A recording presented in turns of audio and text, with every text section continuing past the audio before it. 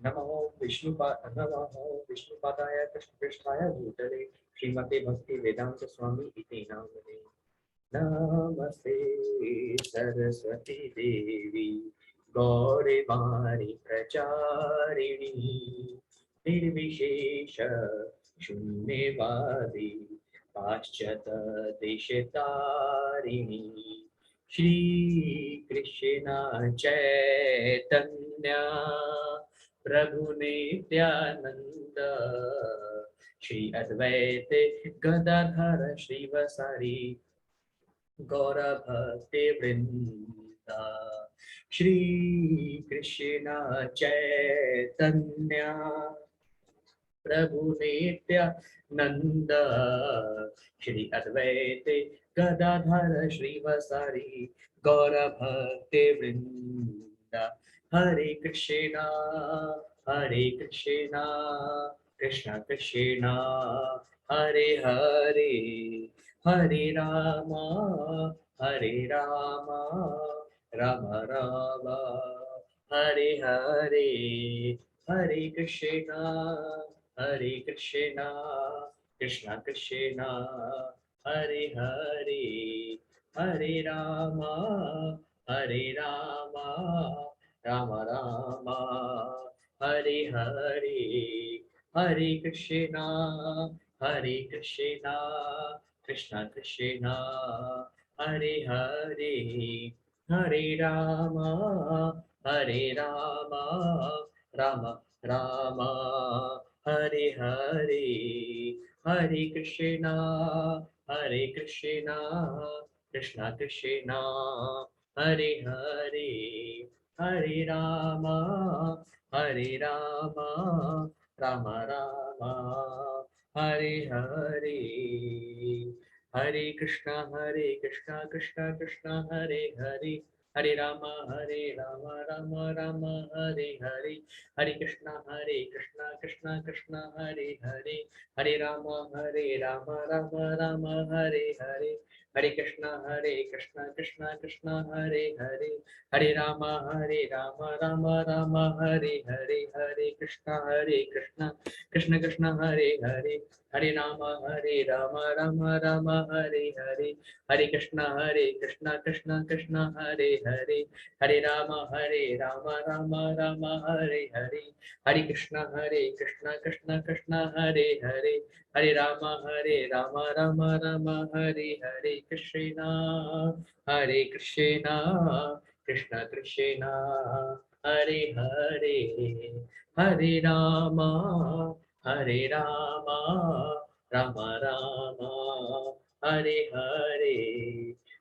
हरे राम राम राम हरे हरे हरे कृष्णा कृष्ण कृष्ण हरे हरे हरे राम राम राम हरे हरे हरे कृष्णा हरे कृष्ण कृष्ण हरे हरे हरे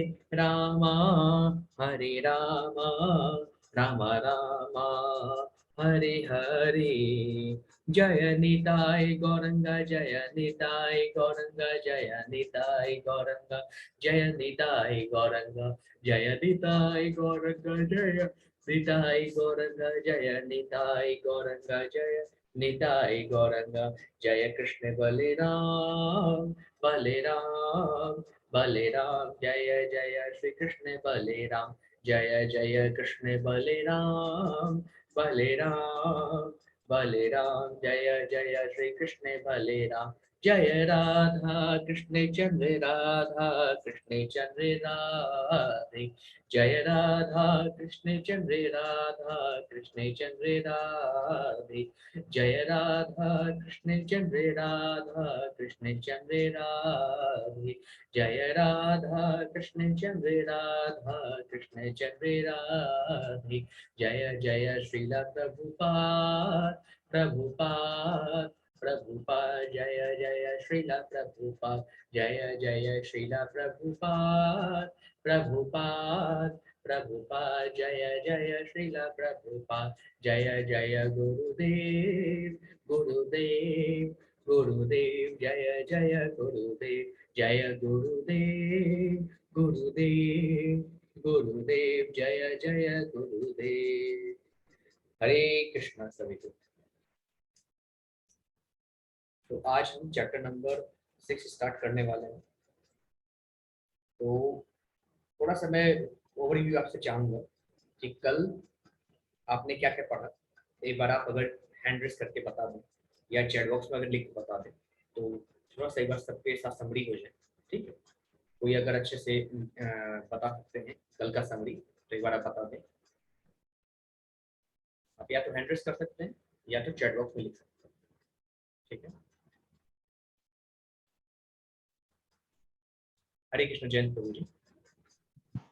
हरे कृष्ण प्रभु जी। जी प्रभु। मैं सीखा जो जो आदमी में भगवत ज्ञान होता है वो आदमी सब चीज को समान रूप से देखता है। मैं 18 नंबर श्लोक में पढ़ रहा था जो विद्या बीना संपन्ने ब्राह्मणे गभिहस्तिनि शूनि चैव शपाके च पंडिता समदर्शिना।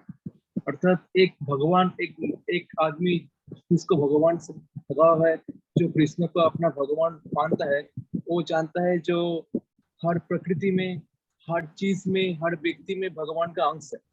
तो इसलिए वो व्यक्ति सब चीज में भगवान को खोजता है, भगवान को देख सकता है। तो किसी भी वो विरुद्ध भाव से नहीं व्यवहार करता है। मुझको ये सीखने में मिला। बिल्कुल, जो भगवत भक्त होता है, भगवान का शुद्ध भक्त होता है, तो हर चीज में भगवान के दर्शन कर पाता है।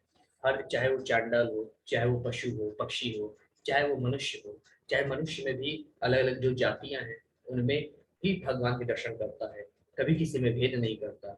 यही एक शुद्ध भक्त का एक निशानी है। भगवान का जो शुद्ध भक्त होता है वो प्रत्येक मनुष्य में, प्रत्येक जीव में भगवान नारायण के दर्शन करता है। ठीक है, और कोई कुछ बताना चाहता है तो हंड्रेड कर सकते हैं या आप चैट बॉक्स में लिख सकते हैं। कुछ लोगों ने लिखा है चैट बॉक्स में।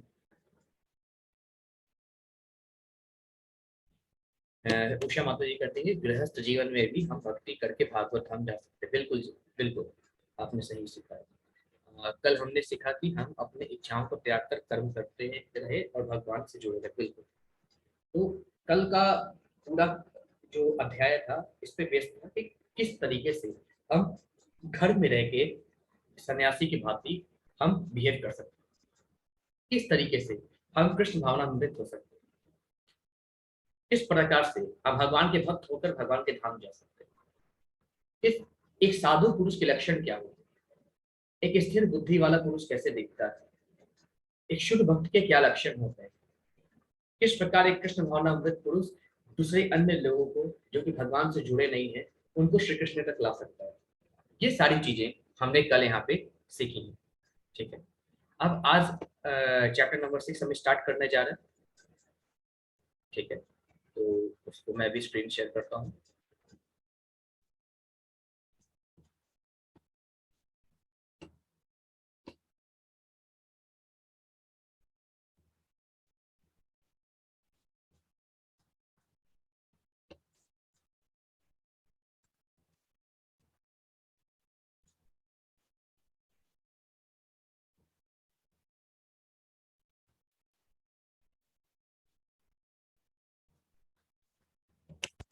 अब सभी को स्क्रीन विजिबल है? एक बार कंफर्म कर देंगे। स्क्रीन सभी को विजिबल हो रही है? मेरी वॉइस तो पढ़ रही है, स्क्रीन विजिबल है?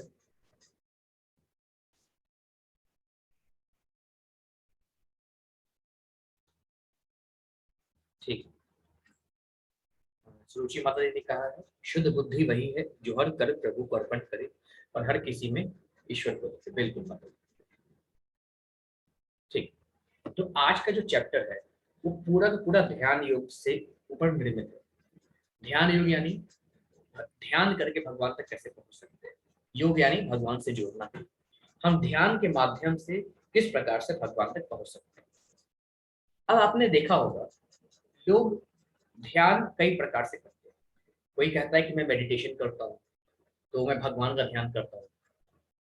कोई नॉर्मल एक्सरसाइज को योग बताता है। ठीक है, कि आजकल अनुलोम विलोम कर लीजिए, कपालभाति कर लीजिए, ये सभी चीजों को योग बताया जाता है। शारीरिक व्यायाम को योग बताया जाता है। तो क्या ये योग है क्या? योग मतलब तो भगवान से जुड़ना होता है। तो ऐसी कोई भी चीज जो हमें भगवान से जोड़े वो योग कहलाती है, और वो चीज जो हमें भगवान से न जोड़े, जो सिर्फ और सिर्फ शारीरिक मतलब अपने शरीर को स्वस्थ रखने के लिए अगर कोई काम करते हैं, कोई कार्य करते हैं, तो वो चीज कभी भी योग नहीं कहला सकती।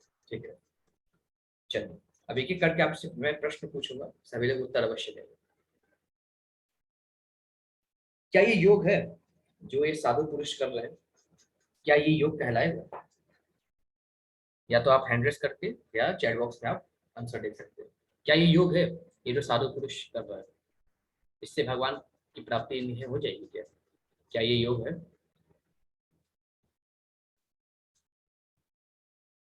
क्यों योग नहीं? कोई बता सकता है आंसर? ये योग क्यों नहीं कहलाता?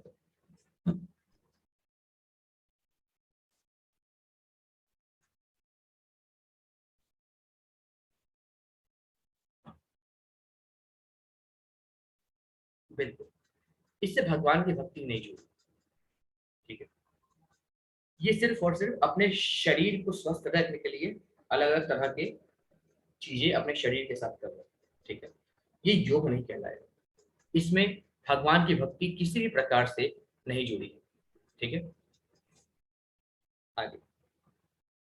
क्या ये दोनों योग है क्या? इन दोनों को हम योग कह सकते हैं, जो ये दोनों साधु पुरुष कर रहे हैं? क्या ये योग कहलाएगा?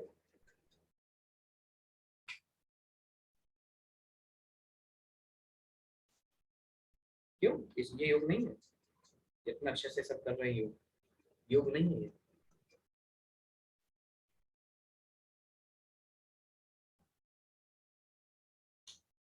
क्या है ये फिर, योग नहीं है तो?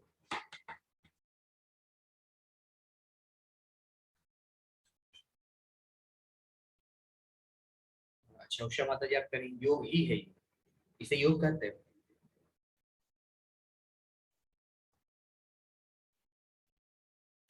ध्यान से देखिए, योग है ये? क्या इसे योग कहेंगे? योग का असली मतलब जानते हैं? बिल्कुल, ये योग नहीं है। क्यों योग नहीं है? क्योंकि ये भी एक तरह का आसन है। एक ये इसको हम ये योग नहीं है। ठीक है, क्योंकि ये एक तरह का आसन है, जैसे शीर्ष आसन इसको करते हैं। ठीक है, ये भी अपने शरीर को स्वस्थ रखने के लिए यूज किया जाता है। जैन प्रभु जी, मैं यहाँ पे अष्टांग योग की बात नहीं कर रहा हूँ, वो आगे डिस्कस करूंगा।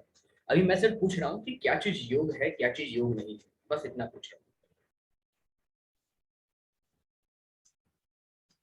अच्छा, ये योग है क्या? ये हो सकता है योग हो। जी मतलब फिजिकल एक्सरसाइज जैसे ये अपना मुंह जमीन के अंदर गाड़ दिया है, क्या ये योग है क्या? इसको योग कहेंगे क्या? बिल्कुल, ये भी योग नहीं है। अच्छा, ये योग तो होगा, देखिए भगवान से जोड़ रहे हैं, यहाँ पे गणेश जी बने हैं, और भगवान के चित्र बने हैं, एक्सरसाइज कर रहा है, ऊपर भी देख रहा है, तो अवश्य योग होगा। ये भी योग नहीं है। क्यों, भगवान से नहीं जुड़ा है क्या ये? अच्छा, ठीक है, तो ये भी योग नहीं है। हाँ, टैटू जैसा कर लिया। टैटू लगाने से कोई भगवान से नहीं जुड़ रहा था। अच्छा, ये तो योग होगा, perfect yoga, example of yoga, सीधे डायरेक्ट भगवान से जोड़ रहा है। क्यों, है कि नहीं? क्या ये योग है? It is a perfect example of yoga. अच्छा, ये नहीं है। चलिए, बिल्कुल बिल्कुल, ये योग ही नहीं है, ये बस खाली एंजॉयमेंट के लिए एक एक्सरसाइज निकाल दी है, बियर योगा। अच्छा, ये योग होगा, सबसे परफेक्ट योग, इसमें नहीं नकार सकते। कितना अच्छे से भगवान से जुड़ा जा रहा है कि नहीं? ये योग है कि नहीं?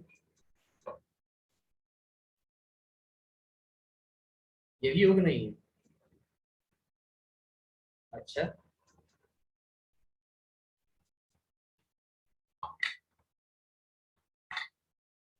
सभी में आप लोग नाना बोल रहे हैं, किसी में तो हाँ बोलिए।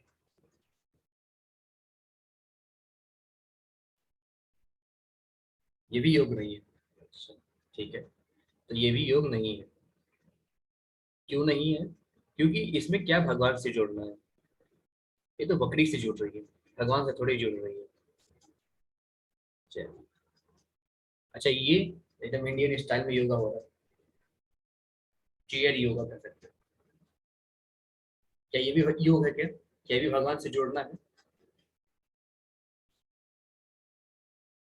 ठीक है, ये भी योग नहीं है। तो अब देखिए, जैसे हमने देखा कि कई तरह की चीजें एक एक्सरसाइज के रूप में हमको दिखाई गई, वो योग नहीं है। योग आम भाषा में बोला जाता है, लेकिन लोगों को असल में मालूम नहीं है कि योग है क्या। अब देखिए ना, अनेकों तरह के फिजिकल एक्सरसाइज की किताब लिख लिए गए, ठीक है, चाहे वेलनेस के लिए योगा हो, बैक केयर, योगा नहीं है ये फिजिकल एक्सरसाइज है। ना जाने योगा क्यों बोलने लगा इसको। योगा मतलब कि वह चीज जिससे भगवान से हम जुड़ सके। डेस्कटॉप योगा सबसे बढ़िया योगा। डेस्कटॉप योगा क्या ये योग है क्या? Yoga secret for business success, yoga business क्या रिलेशन है इसका? योगा वेट लॉस, ये योग है ही नहीं, ये क्या है? फिजिकल एक्सरसाइज है।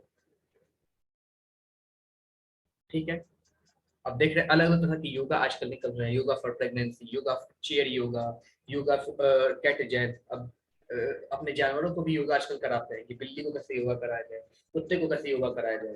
तो क्या वो योग है क्या? नहीं, ये सिर्फ और सिर्फ फिजिकल एक्सरसाइज है, चाहे पशु करे चाहे मनुष्य करे। ठीक है, तो ये सारी चीज योगा नहीं है। योगा क्या है? ये वो हर चीज जो भगवान से हमको जोड़ती है वो योगा है। अब वो चीज हम यहाँ पे सीखने जाते हैं। ठीक है, चल। श्री भगवानुवाच अनाश्रितः कर्मफलं कार्यं कर्म करोति यः स संन्यासे च योगे च न निरग्नि निर्चाक्रियः। अब यहाँ पे भगवान कृष्ण अर्जुन से क्या बोलते हैं? हे अर्जुन, जो पुरुष अपने कर्म फल के प्रति अनासक्त है और जो अपने कर्तव्य का पालन करता है वही सन्यासी है और असली योगी है। वह नहीं जो ना तो अग्नि जलाता है और ना कर्म करता है। भगवान कहते हैं, हे अर्जुन, मन से सन्यासी हो वह व्यक्ति जो सब कुछ छोड़ के जंगल में चला जाता है, वो अग्नि से दूर रहता है, वो किसी प्रकार का कर्म नहीं करना चाहता, वो सन्यासी नहीं है। वो सिर्फ और सिर्फ अपने कर्म का त्याग कर रहा है, और कर्म का त्याग किसी भी सूरत में एक सभ्य पुरुष के लिए ठीक नहीं है। कर्म का त्याग नहीं, कर्म के फल का त्याग करना चाहिए। तो भगवान कहते हैं, हे अर्जुन, कर्म के फल के प्रति अनासक्त हो, कर्म के प्रति, कर्म के फल के प्रति आसक्ति ना हो, कर्म के फल को छोड़ दो, कर्म के पीछे भागो, कर्म करो और अपने कर्तव्यों का पालन करो जो तुम्हारा ड्यूटी है। अगर एक व्यक्ति अगर नौकरी करता है, उसका ड्यूटी अपने परिवार का पालन पोषण है। एक व्यक्ति अपने पढ़ाई करता है तो उसका ड्यूटी अपना पढ़ाई है और सिर्फ पढ़ाई है, तो उसके रिजल्ट के बारे में नहीं सोचना है। कोई व्यक्ति नौकरी करता है तो उसके रिजल्ट के बारे में नहीं सोचता कि क्या मैं आज अपने परिवार का पालन पोषण अच्छे से कर पाऊंगा, कल अच्छे से कर पाऊंगा। उसका काम है नौकरी करना, बाकी जो फल होगा, अच्छा होगा बुरा होगा, सब कुछ भगवान श्री कृष्ण के हाथों में है। हम जो भी कर्म करेंगे भगवान श्री कृष्ण को याद करके करेंगे, अकर्म करेंगे। तो भगवान यही कहते हैं, हे अर्जुन, सन्यासी होके साधु वेश पहन के जंगल में जाके ना अग्नि जलाना और इस प्रकार के व्यवहार करना, ये सन्यास कभी नहीं करता। सन्यासी वह है जो गृहस्थ में रह के, जिसका मन सन्यासी है, जो अपने सभी कर्म फल को त्याग देता है, अपने कर्म करता है, कर्म को कर्तव्य समझ कर करता है, भगवान कृष्ण को याद करके करता है, वह सर्वश्रेष्ठ कर्म है। और वही सर्वश्रेष्ठ सन्यासी है, वह नहीं जो जंगल में जाके सब कुछ त्याग देता है फिर भी उसका मन इंद्रियों विषयों में रमता रहता है।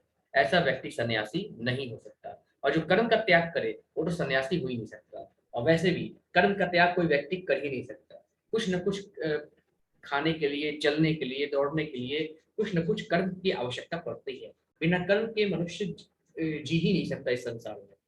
इसलिए सन्यासी वह जो अपने कर्म के फल का त्याग करके और प्रॉपर तरीके से अपने कर्तव्य को पालन करके, ड्यूटी को पालन करके, भगवान को याद करके भगवान की भक्ति करे। यही एक सच्चा सन्यासी के लक्षण है। फिर आगे भगवान बोलते हैं, यम संन्यासमिति प्राहु योर्गमतं विद्धि पांडवः नाहय संन्यस्त संकल्पो योगी भवति कश्चन। अब भगवान कृष्ण बोलते हैं, हे अर्जुन, हे पांडुपुत्र, जिसे संन्यास कहते हैं उसे ही तुम योग अर्थात परब्रह्म से युक्त होना जानो, क्योंकि इंद्र तृप्ति के लिए इच्छा को त्यागे बिना कोई कभी योगी नहीं हो सकता। अब भगवान देखिए क्या कर रहे हैं कि योग क्या है। भगवान कहते हैं जो व्यक्ति इस प्रकार के संन्यास को ग्रहण करता है, मन से सभी कर्मों के फल को त्याग देता है, अपना कर्म को कर्तव्य मान के करता है, भगवान को याद करके करता है, ये एक जो संन्यास है ये योग कहलाता है। क्योंकि जब तक हम इन विषयों के चक्कर में पड़े रहेंगे, अपने इंद्रियों को अलग अलग तरह के विषयों के पीछे घुमाते रहेंगे, तब तक हम योगी नहीं बन सकते। जो आजकल कहते हैं ना कि हम एक्सरसाइज करते हैं, हम योग करते हैं, ये करते हैं, ये योग नहीं है, क्योंकि उनकी इंद्रियां तो अनेक अनेक विषयों के पीछे घूमते रहती हैं। वो एक्सरसाइज करते हैं और कहते हैं हम योगा कर रहे हैं। भगवान ने स्पष्ट रूप से यहाँ पे कहा है, हे अर्जुन, जो व्यक्ति इस तरह के संन्यास की भावना रखता है, जो मन में कभी भी कर्म के फल की इच्छा नहीं रखता, सदा ही निष्काम भाव से कर्म करता है, मुझे याद करके कर्म करता है, मेरी भक्ति करता है, ऐसा सन्यासी ही योगी कहलाता है। और जो व्यक्ति इंद्र तृप्ति के पीछे भागता है, अपने जितने भी सेंसस है उनको सेटिस्फाई करने के लिए हमेशा पीछे दौड़ते रहता है, वह व्यक्ति कभी योगी नहीं कहलाता, ऐसा भगवान कृष्ण स्वयं कह रहे हैं। फिर आगे भगवान बोलते हैं, आरुरुक्षो मूर्धन्योर्गम कर्म कारण मुच्यते योगारूढ़स्य तस्यैव शपः कारण मुच्यते।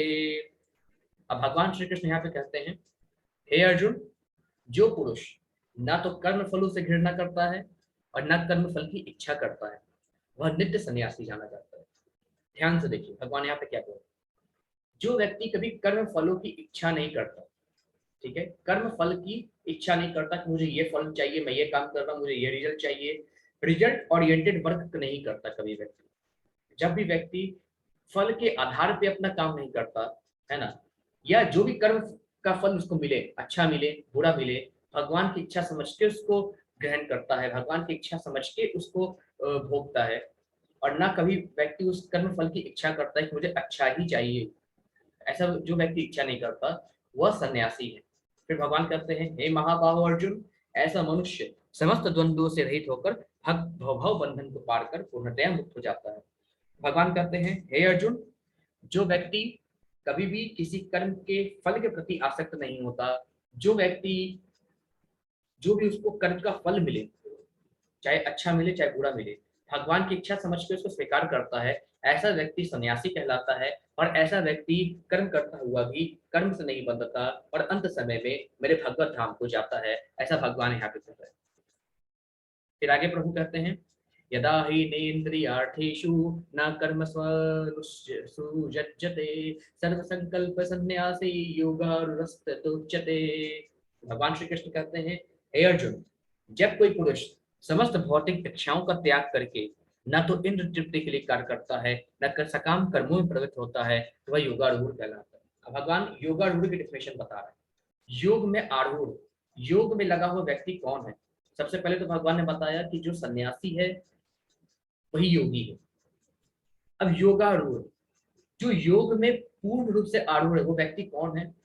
जिसके अंदर किसी भी प्रकार की कोई भी इच्छा नहीं है, जो पूर्ण रूप से संतोषी है, और न वह व्यक्ति किसी भी तरह के सेंसेस को सेटिस्फाई करने की कोशिश करता है, सिर्फ और सिर्फ कर्म को अपना कर्तव्य समझ कर करता है। जो व्यक्ति अपने सेंसेस को सेटिस्फाई नहीं करता, जो व्यक्ति मन से किसी भी तरह की सांसारिक इच्छा नहीं रखता और किसी भी तरह के सकाम कर्मों में प्रवृत्त नहीं होता, जो सकाम कर्म नहीं करता, निष्काम कर्म योग करता है। सकाम कर्म यानी फल की इच्छा के लिए योग, फल की इच्छा के लिए योग नहीं करता, बल्कि क्या करता है, सकाम कर्म करता है। तो ऐसा व्यक्ति जो सकाम कर्म करता है, वह व्यक्ति सन्यासी नहीं है, वह व्यक्ति योगी नहीं है। लेकिन जो निष्काम कर्म करता है, जो सकाम कर्मों में प्रवृत्त नहीं है, ऐसा व्यक्ति क्या कहलाता है? योगारूढ़ कहलाता है। भगवान कृष्ण कहते हैं, हे अर्जुन, जो व्यक्ति समस्त भौतिक इच्छाओं को त्याग देता है, जो कभी भी इंद्र तृप्ति के लिए कार्य नहीं करता, जो हमेशा सकाम कर्मों में प्रवृत्त नहीं रहता, वह व्यक्ति योगारूढ़ कहलाता है। फिर आगे भगवान बोलते हैं उद्धरेदात्मनात्मानं नात्मानं वसादये आत्मैव हयात्मनो बन्धुरात्मैव रिपुरात्मनः। अब भगवान कृष्ण कहते हैं, हे अर्जुन, मनुष्य को चाहिए कि अपने मन की सहायता से अपना उद्धार करे और अपने को नीचे न गिरने दे। यह मन बद्ध जीव का मित्र भी है और शत्रु भी है। भगवान कहते हैं, हे अर्जुन, मनुष्य को चाहिए कि अपने मन की सहायता से अपना उद्धार करे, क्योंकि मन हर जगह हमारा जाता रहता है। हम पूजा करने बैठेंगे तो मन 10 जगह जाएगा, हम पढ़ने बैठेंगे मन 10 जगह जाएगा, मन बहुत चंचल है। तो यहाँ पे भगवान कहते हैं, हे अर्जुन, मनुष्य को मन के द्वारा अपना उद्धार करना चाहिए और अपने मन को नीचे न गिरने दे। मन में कभी किसी के प्रति बुरा ख्यालात ना रहे लाएं, मन में कभी किसी के प्रति घृणित ख्यालात ना रहे, मन में कभी भी बुरी चीज ना सोचे, मन में कभी भी गंदी चीज ना सोचे, मन में हमेशा भगवान श्री कृष्ण के छवि का दर्शन करते रहे, उनके नाम का चिंतन करते रहे। भगवान कहते हैं, हे अर्जुन, मनुष्य को चाहिए कि देखिए, मन में भी जो पाप हमारे आता है, कई बार हम सोचते हैं कि हम कर्म नहीं कर रहे हैं, मन से पाप, मन में अगर किसी के बारे में गंदा सोचते हैं, किसी के बारे में उल्टा सीधा सोचते हैं, तो उसका पाप नहीं लगता। अब देखिए भगवान यहाँ पे कह रहे हैं, मन में भी पाप है तो भी भगवान नहीं मिलेंगे। मनुष्य को चाहिए, भगवान कहते हैं, मनुष्य को चाहिए कि मन की सहायता से अपना उद्धार करना सीखे, मन की सहायता से मुझ तक पहुंचे और अपने को नीचे न गिरने दे। यानी मन अगर मेरा भटका तो हम नीचे गिर जाएंगे, हम नर्कगामी होंगे। इसलिए मन में भी बुरा ख्यालात नहीं आना चाहिए। यह मन बद्ध जीव का मित्र भी है और शत्रु भी है। भगवान कह रहे हैं, यह मन जो है अगर भगवत भक्ति में लग गया तो बद्ध जीव यानी जो इंसान है, बद्ध मतलब अपने कर्म के फलों से बंधा हुआ व्यक्ति, जो अपने कर्म के फलों से बंधा है, हर बार जन्म लेता है सिर्फ और सिर्फ अपने पिछले कर्मों के भोगने के लिए, उसके फलों को भोगने के लिए, तो ऐसा व्यक्ति बद्ध जीव कहलाता है। तो यह मन बद्ध जीव यानी हमारा मित्र भी है अगर भगवत भक्ति में लग गया, और यह सांसारिक विषयों में लग गया तो हमारा शत्रु भी है, दुश्मन भी है, ऐसा भगवान कृष्ण कह रहे हैं। इसलिए मन को मित्र बनाओ अर्जुन, और इस मन के माध्यम से अपना उद्धार करो और इसको नीचे नहीं गिरने दो, ऐसा भगवान कृष्ण यहाँ पे कहते हैं। अब देखिए, अब मेरे को जितने भी लोग यहाँ पे हैं, आप बताइए कि आप सबके मन कैसे हैं? दोस्त है, दुश्मन है, क्या है? या के मन में भगवान बसते हैं कि कुछ ना कुछ उल्टे सीधे ख्याल आते ही रहते हैं मन में, मन कंट्रोल में नहीं रहता? एक बार चैट बॉक्स में लिख के बताइए, या हैंड रेस आप कर सकते हैं। आप सभी बताइए किस प्रकार से मन में ख्यालात आते हैं? क्या मन में अच्छे ख्यालात आते हैं, बुरे आते हैं, या मन हमारा कंट्रोल में नहीं रहता, कंसेंट्रेट वे में काम नहीं करता? आप चाहे तो चैट बॉक्स में लिख सकते हैं।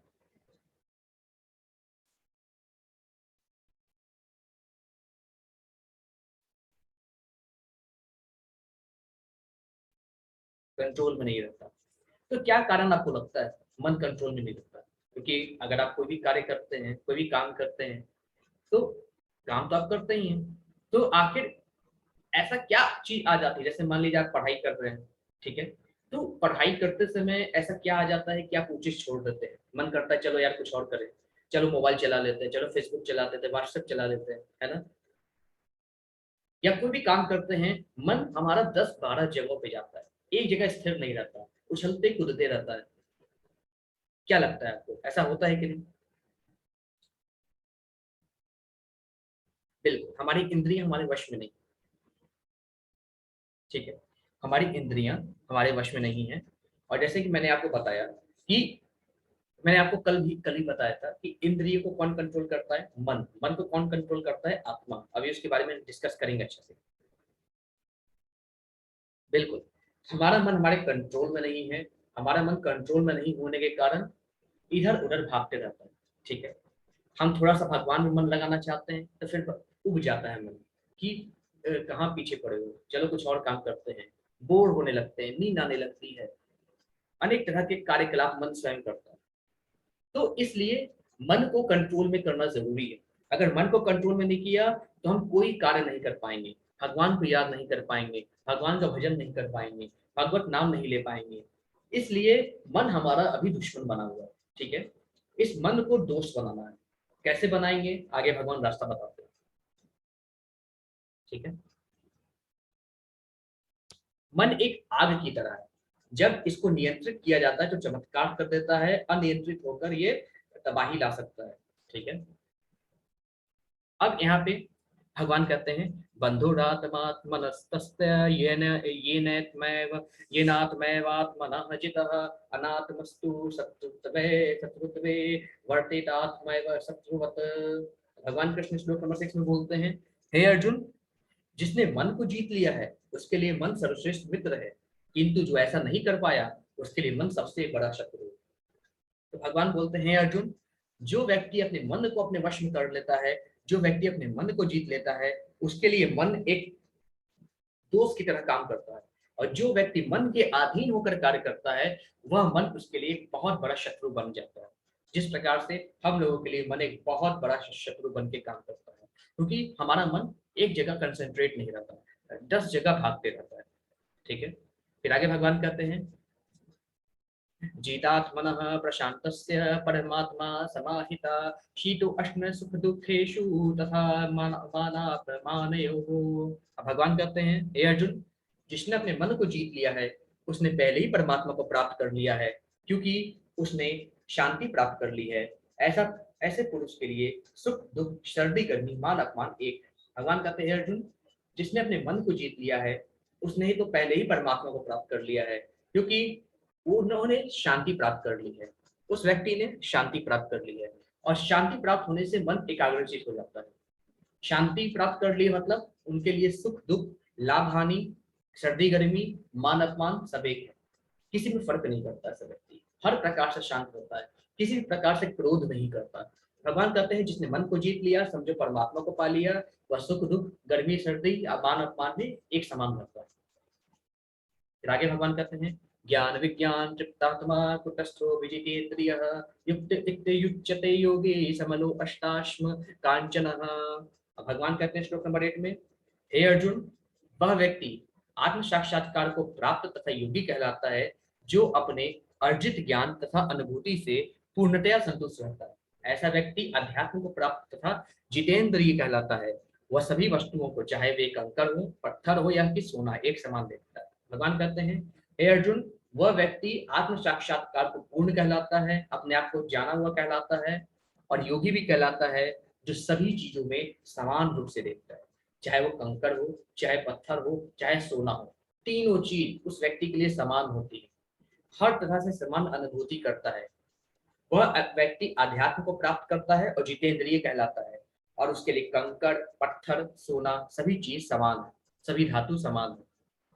आगे भगवान कहते हैं, सुभियंत मित्रायुर्दाशीन मध्यस्थ दविष्य बंधुषु साधु स्वपि च वपापेषु संबुद्धि विशिष्यते। भगवान श्लोक नंबर 9 में बोलते हैं, हे अर्जुन, जब मनुष्य निष्कपट हितैषियों प्रिय मित्रों तटस्थों मध्यस्थों ईर्ष्यालुओं शत्रुओं तथा मित्रों पुण्यात्माओं एवं पापियों को समान भाव से देखता है तो वह और भी उन्नत हो जाता है। भगवान कहते हैं, हे अर्जुन, जब व्यक्ति अपना भला करने वाले को, अपना बुरा करने वाले को, अपने दोस्तों को, अपने लिए खड़ा ना होने वालों को, अपने ऐसे लोगों को जो उनसे घृणा करते हैं, अपने दुश्मनों को, सभी को एक समान देखता है, वह व्यक्ति सभी को समान देखता है, और वह व्यक्ति सबसे उन्नत माना जाता है। वो सबको समान क्यों देखता है? क्योंकि उसका मन उसके वश में है।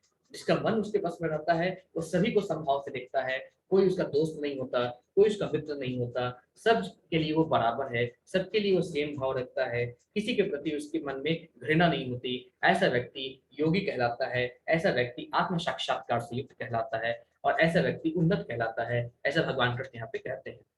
फिर आगे प्रभु कहते हैं श्लोक नंबर 10 में, योगी युजित सततमात्मानवरहसि स्थितः एकाकी यत चित्तात्मा निराशिर परिग्रह। अब भगवान कृष्ण कहते हैं, हे अर्जुन, योगी को चाहिए कि वह सदैव अपने शरीर मन तथा आत्मा को परमेश्वर में लगाए, एकांत स्थान में रहे और बड़ी सावधानी के साथ अपने मन को वश में करे। उसे समस्त आकांक्षाओं तथा संग्रह भाव से मुक्त होना चाहिए। तो भगवान कहते हैं, हे अर्जुन, योगी को चाहिए, वह योगी जो मेरी भक्ति करता है, उसको चाहिए कि अपने शरीर से, अपने मन से और अपनी आत्मा से, शरीर मन आत्मा तीनों प्रकार से मेरे श्री चरणों का अनुगामी बने, मेरे श्री चरण को ग्रहण करे, परमेश्वर में लगाए यानी मुझ में लगाए, एकांत स्थान में रहे। अब यहाँ पे भगवान ध्यान योग के बारे में बता रहे हैं। तो भगवान बताते हैं कि ध्यान योग में जो व्यक्ति जाना चाहता है, ध्यान करके मुझ तक पहुंचना चाहता है, ऐसा व्यक्ति एकांत स्थान में रहे, और क्योंकि मन इतना आसानी से कंट्रोल को नहीं आता, एकांत स्थान में रहे और बड़ी सावधानी के साथ अपने मन को वश में करे, उसे समस्त आकांक्षाओं से दूर कर दे। ठीक है, मन को समस्त इच्छाओं से मुक्त होना चाहिए, लेकिन ऐसा हो नहीं पाता। अभी देखिए आगे अर्जुन के कई प्रश्न होंगे। ठीक है, तो भगवान कहते हैं सुचोदेशी प्रतिष्ठाप्य स्थिरमास न मात्मनः नातयुक्षतम नाति निजं चैलाजिन कुशोत्तरम तत्र एकाग्रं मनः कृत्वा यत चित्ते इन्द्रियक्रियः उपविश्याशनयुज्ञया दयोगमात्म विशुद्धये। भगवान श्री कृष्ण कहते हैं, हे अर्जुन, योगाभ्यास के लिए योगी एकांत स्थान में जाकर भूमि पर कुशा बिछा दे। अब किसके बारे में भगवान यहाँ पे बता रहे हैं कि कोई व्यक्ति किस प्रकार से ध्यान के माध्यम से, मेडिटेशन करके, ध्यान के माध्यम से मेरे स्वरूप को एकदम याद करके मुझ तक पहुंचे। ये बहुत कठिन मार्ग है, लेकिन भगवान बताते हैं। भगवान कहते हैं इस योगाभ्यास के लिए योगी एकांत स्थान में, यानी निर्जन स्थान में, एकांत स्थान में जहाँ कोई ना हो, वहां पे जाके भूमि पर कुशा बिछा दे और फिर उसे मृगछाला से ढक दे। मृगछाला यानी हिरण का जो चर्म होता है, उसे जाके ढक दे और ऊपर से मुलायम वस्त्र बिछा दे। फिर आसन ऐसा हो, ना तो बहुत ऊंचा हो ना बहुत नीचा हो, वह एक पवित्र स्थान में स्थित हो, इस बात का ध्यान रखना चाहिए। फिर आगे प्रभु कहते हैं अब योगी को चाहिए कि उस पर दृढ़ता पूर्वक बैठ जाए और अपने मन को, इंद्रियों को तथा कर्मों को वश में करते हुए मन को एक आंख बंद करके एक बिंदु पर स्थित करके हृदय को शुद्ध करने के लिए योगाभ्यास करे। कैसा भगवान कर रहे हैं कि जो व्यक्ति ध्यान के द्वारा वो तक पहुंचना चाहता है, वह पहले भूमि पर कुशा बिछा दे, फिर उसे मृगशाला से ढक दे, ऊपर से मुलायम वस्त्र डाल दे। वो आसन ना ऊपर होना चाहिए ना नीचे होना चाहिए। अब वो योगी वहां पे बैठे, अपने मन को आंख बंद करके एक निश्चित बिंदु पर एकत्रित करे और अपने हृदय को शुद्ध करने का प्रयास करे।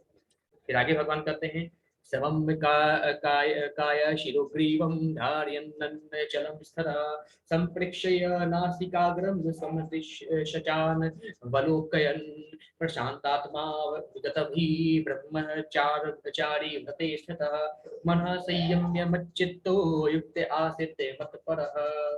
भगवान श्री कृष्ण यहाँ पे कहते हैं योगाभ्यास करने वाले को चाहिए, यानी अब कुशा बिछा दिया, ठीक है, अब अपने मन को एक बिंदु पे लगाया है। फिर आगे भगवान क्या करते हैं, फिर आगे उस व्यक्ति को अपने शरीर को, ध्यान दीजिएगा, अपने शरीर को, गर्दन को और सर को एकदम सीधा रखना है। देखिए कितना कठिन है। अपने शरीर को, अपने गर्दन को और अपने नाक को एकदम सीधा रखना है और नाक के अगले दृष्टि पर सिर को लगाना है। यानी इस प्रकार से बैठी कि आपका एक राइट आई जो है आपके राइट नोज को देख रहा हो, इस प्रकार से दृष्टि लगा के बैठना है। इस प्रकार वह अविचलित तथा दमित मन से, भय रहित विषय जीवन से पूर्णतया मुक्त होकर अपने हृदय से मेरा चिंतन करे और मुझे ही अपना चरम लक्ष्य बनाए। भगवान कहते हैं कि इस प्रकार से सबसे पहले भगवान ने बताया कि वह व्यक्ति सबसे पहले एक एकांत स्थान में जाए, एक पवित्र स्थान में कुशा बिछा दे, मृगशाला बिछा दे, एक सफेद वस्त्र रख दे, उस पे बैठ जाए और अपने मन को एक बिंदु पे लगाए। फिर अपने शरीर को, अपने गर्दन को, अपने सर को एक सीध में रखे और उसका सर इस तरीके से सीधे में होना चाहिए कि उसका जो राइट आंख है वो राइट नोज को देखता हुआ होना चाहिए। और फिर वो आंख बंद करे, मेरे स्वरूप का ध्यान करे और मुझे अपना चरम लक्ष्य बनाए, मुझे प्राप्त करने की कोशिश करे और एकांत स्थान में जाके। ठीक है, फिर आगे प्रभु कहते हैं युजन्नेवं सदात्मानं योगी नियतमानसः शांति निर्वाण परमा मत संस्थाम दिगच्छति। फिर भगवान बोलते हैं इस प्रकार शरीर, मन तथा कर्म में निरंतर संयम का अभ्यास करते हुए संयमित मन वाले योगी को इस भौतिक अस्तित्व की समाप्ति पर भगवत धाम की प्राप्ति होती है। भगवान कहते हैं हे अर्जुन, इस प्रकार शरीर को, मन को, शरीर, मन और कर्म में निरंतर संयम का अभ्यास करते हुए इस तरीके से जैसे पोस्चर बताया गया है, उस पोस्चर में उस तरीके से बैठ के ध्यान करने से निश्चित रूप से मेरा भगवत धाम मिलेगा, इसमें कोई संशय नहीं है। ध्यान के माध्यम से इस तरीके से तुम मुझे पा सकते हो। ठीक है, अब मुझे ये बताइए आपको कि क्या ये जो भगवान ने बताया है, क्या ये आप लोगों से हो सकता है या किसी से भी हो सकता है आज के कलयुग में? जिस प्रकार से भगवान ने ध्यान के माध्यम से हम सबको बताया है कि भगवत धाम जा सकते हैं, क्या आज के समय में ऐसा हो सकता है? पॉसिबल है क्या? कली काल में ऐसा पॉसिबल है क्या? आप लोग की क्या राय है? हाँ, पॉसिबल है। अच्छा, और कोई बताए, क्या आज के समय में ये पॉसिबल है?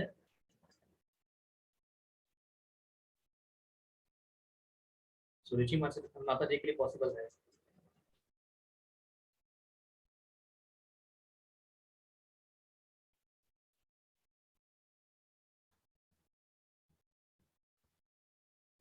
वैसे देखा जाए तो कलयुग में पॉसिबल नहीं है, क्योंकि हमारा मन जो है हर समय भटकता रहता है, और कलयुग में मन इतना भटकता है, इसे कंट्रोल करना नेक्स्ट इम्पॉसिबल लगता है। ठीक है, फिर आगे जो है, ये कहने के लिए हम कह सकते हैं कि आज के समय में उस प्रकार की पवित्रता, प्योरिटी उपलब्ध नहीं है। प्योरिटी का होना बहुत आवश्यक है। एकांत स्थान पे जाके कई समय तक, कई लाखों वर्षों तक, कई वर्षों तक, लाख नहीं, आपको क्या लगता है 100 वर्ष में भगवान की प्राप्ति हो जाएगी? यहाँ सतयुग में लोग लाखों वर्ष तपस्या करते थे, तब भगवान की प्राप्ति नहीं होती थी। 100 वर्ष में भगवान की हो जाएगी क्या प्राप्ति? और हमारा मन क्या बिना खाए एक समय भी रह सकता है? भूख से तड़प तड़प के हमारी मृत्यु हो जाएगी। उस समय तो लोग बिना खाए भी भगवान की तपस्या करते थे। हमारी उम्र कम है, हमारी ताकत कम है, हमारी सहन शक्ति कम है, आज के समय में पॉसिबल नहीं है। टफ नहीं माता जी, इम्पॉसिबल। कलयुग में द्वापर तक पॉसिबल हो सकता था, ये इम्पॉसिबल। ठीक है, अभी आगे भगवान इस सारी चीजों का उत्तर बताएंगे, इस सबका बताएंगे कि ध्यान के अलावा हम क्या कर सकते हैं।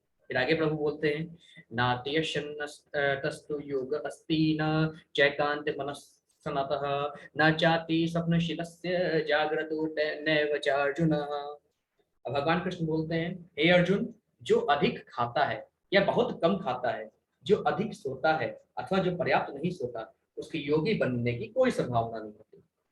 भगवान कहते हैं, हे अर्जुन, जो व्यक्ति खूब खाता है या जो एकदम नहीं खाता, जो व्यक्ति खूब सोता है या एकदम नहीं सोता, वह व्यक्ति कभी योगी नहीं बन सकता। उसका हर चीज में कंट्रोल होना चाहिए। खाने में भी कंट्रोल होना चाहिए, सोने में भी कंट्रोल होना चाहिए, तभी वो व्यक्ति योगी बन सकता है। ऐसा भगवान कहते हैं। फिर आगे प्रभु कहते हैं, युक्ताहार विहारस्य युक्त चेष्टस्य कर्मसु युक्त युक्त सपना स्वप्नावबोधस्य योगो भवति दुःखः। अब भगवान कृष्ण कहते हैं, हे अर्जुन, जो व्यक्ति खाने, सोने, आमोद प्रमोद तथा काम करने की आदतों में नियमित रहता है, वह योगाभ्यास द्वारा समस्त भौतिक क्लेशों को नष्ट कर सकता है। भगवान कहते हैं, हे अर्जुन, जो व्यक्ति खाने में लगा रहता है, सोने में लगे रहता है, खेल कूद में लगा रहता है तथा काम वासना के पीछे भागते रहता है, ऐसा व्यक्ति कभी भी योगी नहीं हो सकता। और ऐसा व्यक्ति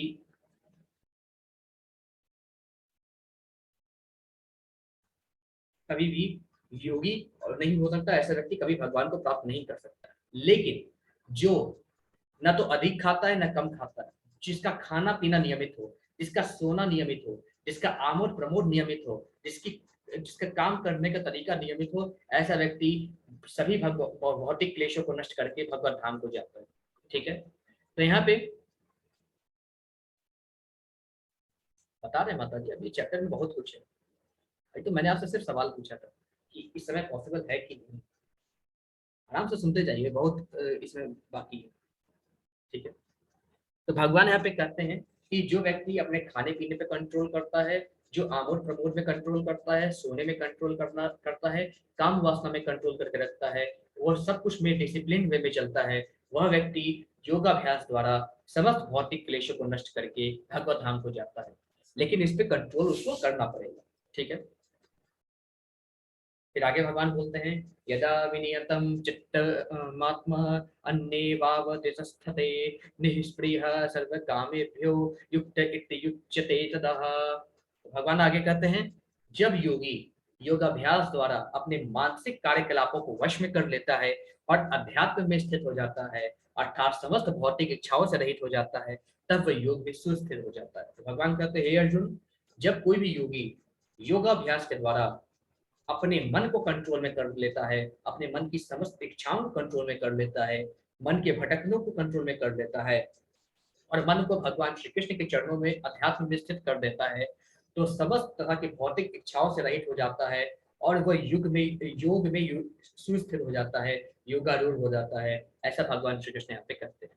फिर आगे प्रभु कहते हैं, यथा दीपो निवातस्थो नेयंगते शोकमा स्मृता योगिनो यत चित्तस्य युज्यतो योगमात्मनः। फिर भगवान कहते हैं, जिस प्रकार वायु रहित स्थान में दीपक हिलता डुलता नहीं है, उसी तरह जिस योगी का मन वश में होता है वह आत्म तत्व के ध्यान में सदैव स्थिर रहता है। भगवान कहते हैं, हे अर्जुन, जिस प्रकार जहाँ पे वायु नहीं होता वहां पे दीपक एकदम प्रज्वलित रूप से जलता रहता है, दीपक बुझता नहीं है, उसी प्रकार जिस जिस योगी का मन उसके वश में है उसका कभी पतन नहीं होता, वो आत्म तत्व के ध्यान में सदा स्थिर रहता है। ऐसा भगवान कहते हैं। फिर आगे प्रभु कहते हैं, यत्रो परमते चित्तम निरुद्धम योग सेवया यत्र चैवात्मनात्मानं पश्यन्नान तमनि तुष्यति सुखमात्यन्तिकं यत्तद् बुद्धिग्राह्यमति इन्द्रियं बत्ति यत्र न चैवायं स्थितः सचलति तत्त्वतः यं लब्ध्वा चापरं लाभं मन्यते नाधिकं ततः यस्मिन् स्थितो न दुःखेन गुरुणापि विचाल्यते तं विद्या दुःख संयोगः वियोगं योग संगितं सह निश्चयेन युक्तवयो योगो अनिविर्ण अर्णचेतसः। तो श्लोक नंबर 20 से 23 में भगवान कहते हैं, सिद्धि की अवस्था में जिसे समाधि कहते हैं, मनुष्य का मन योगाभ्यास के द्वारा भौतिक मानसिक क्रियाओं से पूर्णतया संयमित हो जाता है। इस सिद्धि की विशेषता यह है कि मनुष्य शुद्ध मन से अपने को देख सकता है, अपने आप में आनंद उठा सकता है। उस आनंदमयी स्थिति में वह दिव्य इंद्रियों द्वारा असीम दिव्य सुख में स्थित रहता है। इस प्रकार स्थापित मनुष्य कभी सत्य से विपत नहीं होता और इस सुख की प्राप्ति हो जाने पर वह इससे बड़ा कोई दूसरा लाभ नहीं मानता।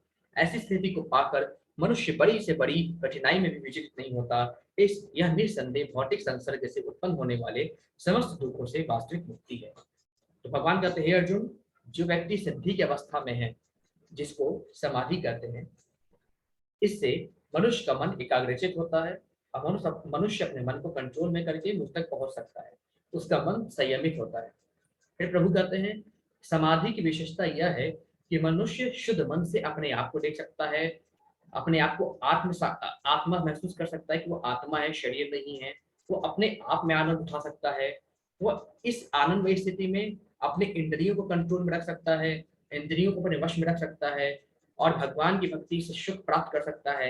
ऐसी स्थिति पाकर मनुष्य बड़ी से बड़ी कठिनाई से विचलित नहीं होता और निस्संदेह भौतिक संसार के जो भी चीजें हैं उनसे मुक्त होता है और अंत में भगवत धाम को जाता है। ऐसा भगवान कृष्ण यहाँ पे कहते हैं। ठीक है, अब थोड़ा सा यहाँ पे जिक्र आता है कि अष्टांग योग क्या है। ठीक है, चलिए देखते हैं।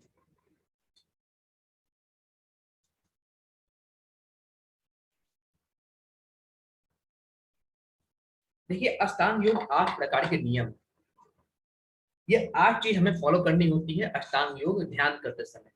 सबसे पहले यम, नियम, आसन, प्राणायाम, प्रत्याहार, धारण, ध्यान और अंत में समाधि। ये 8 प्रिंसिपल को हमको फॉलो करने पड़ते हैं। ठीक है, और इसी को अष्टांग योग करते हैं। 8 तरह के अंग हैं योग के, इसलिए इसको अष्टांग योग करते हैं। एक एक करके हम देखते हैं।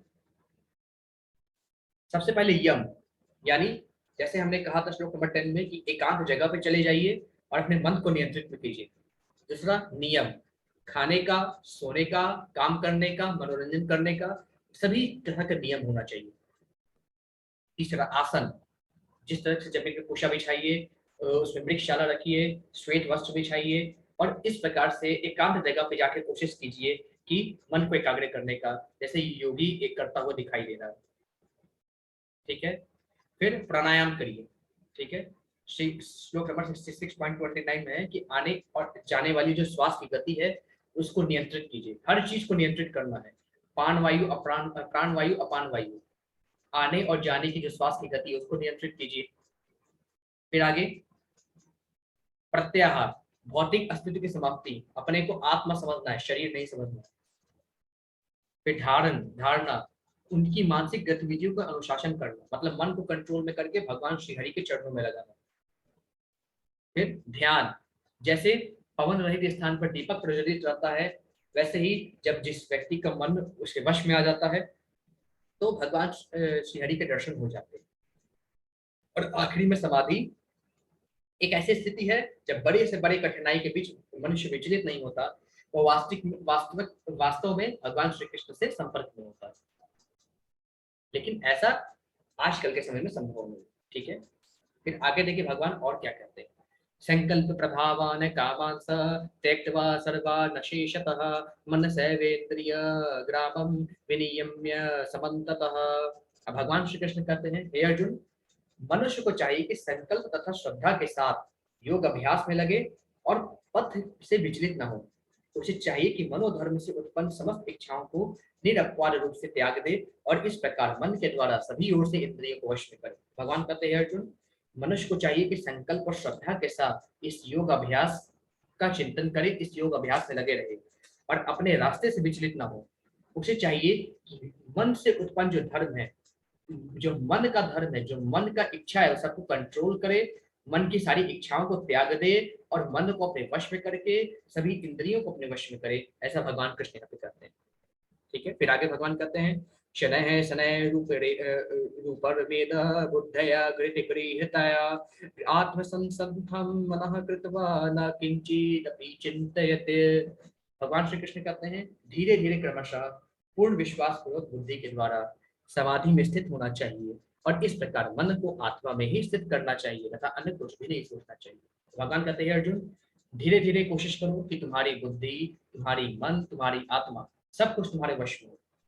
तुम स्वयं आत्मा हो, मन और बुद्धि को वश में करो, अपने इंद्रियों को वश में करो, इसके अलावा कुछ सोचने की आवश्यकता नहीं है तुमको। ठीक है, फिर प्रभु कहते हैं, यतो यतो निश्चरति मनश्च चलमस्थिरं ततस्तो नियम यथा तमन्येव वशं नयेत्। अब भगवान श्लोक नंबर 26 में बोलते हैं, मन अपनी चंचलता तथा अस्थिरता के कारण जहाँ कहीं भी विचरण करता हो, मनुष्य को चाहिए कि उसे वहां से खींचे और अपने वश में लाए। अब भगवान कृष्ण कहते हैं, हे अर्जुन, मन कई जगह घूमता रहता है, चंचल है मन, वो अस्थिर है, हर जगह चला जाता है। मनुष्य को चाहिए कि अपने मन को हर जगह से खींच के लाए और उसको अपने वश में करे। ठीक है, फिर आगे भगवान बोलते हैं, प्रशांत मन संहैनम योगिनम सुखमुत्तमम उबैति शांत रजसम ब्रह्मभूत मकलमसम। भगवान कहते हैं, जिस योगी का मन मुझ में स्थिर रहता होता है, वह निश्चय ही दिव्य सुख की सर्वोच्च सिद्धि प्राप्त करता है। वह रजोगुण से परे हो जाता है, वह परमात्मा के साथ अपनी गुणात्मक एकता को समझता है और इस प्रकार अपने समस्त विगत कर्मों के फल में निवृत्त हो जाता है। भगवान कहते हैं, अर्जुन, जिस योगी का मन मुझ में स्थिर है, वह निश्चित ही दिव्य सुख की सर्वोच्च सिद्धि प्राप्त करता है। जो अपना मन मेरे श्री चरणों में स्थित करके रखता है, अंत समय में उसे सर्वोच्च सुख की प्राप्ति होती है। वो रजोगुण तमोगुण से मुक्त हो जाता है, परमात्मा के साथ उसका एकीकार हो जाता है। इस प्रकार अपने समस्त विकट कर्मों के फल से निर्गत हो जाता है। कर्म का फल भोगने के लिए उसको दोबारा जन्म नहीं लेना पड़ता, अंत में वो भगवत धाम को प्राप्त होता है। ऐसा भगवान कृष्ण यहाँ पे करते हैं। फिर प्रभु बोलते हैं, युज्यजन्नेवं सदात्मानं योगी विगत कल्मषः सुखेन ब्रह्म संस्पर्शं तयन्तं सुखमश्नुते। भगवान बोलते हैं, इस प्रकार योगाभ्यास में निरंतर लगा रहकर आत्म संयमी योगी समस्त भौतिक कलमश से मुक्त हो जाता है और भगवान के दिव्य प्रेमा भक्ति में परम सुख प्राप्त करता है। भगवान कहते हैं, अर्जुन, इस प्रकार योगाभ्यास करता हुआ व्यक्ति सदा ही उसके मन मेरे ही चिंतन में लगा रहता है और ऐसा करते करते उसके मन से सारे कलमश, सारे बुरे चीजें, सारे जितने भी सारे जितने भी बेकार की चीजें हैं, सारी चीजें दूर हो जाती हैं और वो भगवान की दिव्य प्रेमा भक्ति को, यानी मेरी दिव्य प्रेमा भक्ति को प्राप्त करता है। फिर आगे भगवान बोलते हैं, सर्वभूतस्थ मात्मानं सर्वभूतानि चात्मनि इक्षते योग युक्तात्मा सर्वत्र समदर्शनः। फिर भगवान बोलते हैं, वास्तविक योगी समस्त जीवों में मुझको तथा मुझ में समस्त जीवों को देखता है। निसंदेह स्वरूप सिद्ध व्यक्ति मुझ परमेश्वर को सर्वत्र देखता है। भगवान बोलते हैं, अर्जुन, जो वास्तविक योगी है, समस्त जीवों में, जैसे मैंने कल बताया था, सभी जीवों में वह मेरा दर्शन करता है और मुझ में समस्त जीवों को दर्शन करता है। ऐसा व्यक्ति निश्चित रूप से उस परमेश्वर को यत्र तत्र सर्वत्र हर जगह देखता है। फिर आगे भगवान बोलते हैं, यो मां पश्यति सर्वत्र सर्वं च मयि पश्यति तस्याहं न प्रणश्यामि स च मे न प्रणश्यति। फिर भगवान बोलते हैं, हे व्यक्ति, हे अर्जुन, जो मुझे सर्वत्र देखता है और सब कुछ मुझ में देखता है, उसके लिए ना तो मैं कभी अदृश्य हूँ और न वो मेरे लिए अदृश्य है।